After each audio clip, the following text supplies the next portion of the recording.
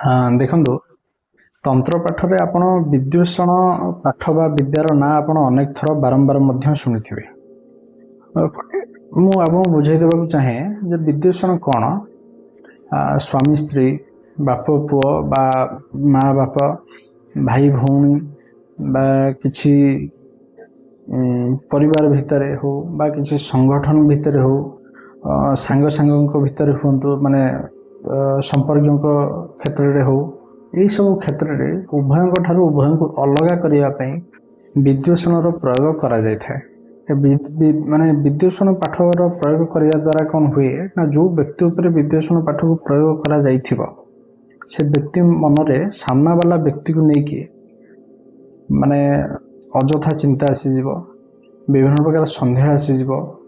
निजर मानसिक भारसाम्य हरई से एमिति कथा कहिबे बा एमिति परिवेश सृष्टि करिवे जा द्वारा कि से संपर्क रे तिक्तता आसी जीवो आ से संपर्क धीरे धीरे भांगी जीवो, से संपर्क रो समस्त दूरे जीवे एवं से व्यक्ति निजर भूल तो बुझी परिबनी किंतु सामना वाला को भूल दबारे टिके भी के अवहेला करिबनी बा पछेबनी। यार ये विद्वेषण पाठ रो माने भल काम भी अच्छी कहीं शास्त्र तो केबे कौन से खराब काम करने विद्वेषण पाठर रचना करनी ना। ये विद्वेषण पाठर जो रचना होता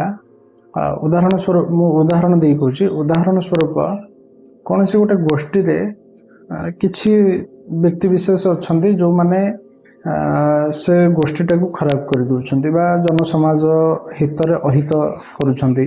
जन निज स्वार्थ पर समस्त क्षति पहुंचाई तो सी लोकों को भी अन्य माने बाहर करिया किंतु चाहू ना माने 10 जन रु 2 जन एमती लोक अच्छा किंतु आउ 8 जन लोक से 2 जन लोकों को बाहर करिया चाहू ना तो सी जगह ये पाठर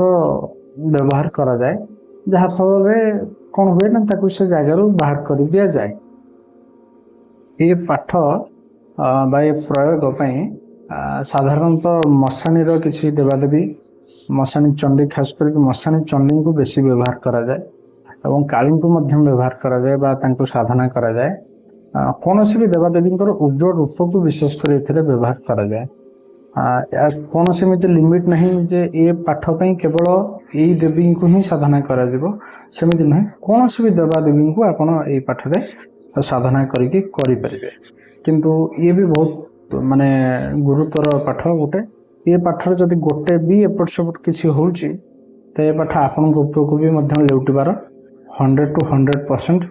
चांस रहुची। तेणु करी मु जति भाबुची कहा ऊपर आमे ये प्रयोग करिवा नहीं एवं जदि आवश्यक पड़ुची एवं समाज कल्याण पई बा गोटे बहु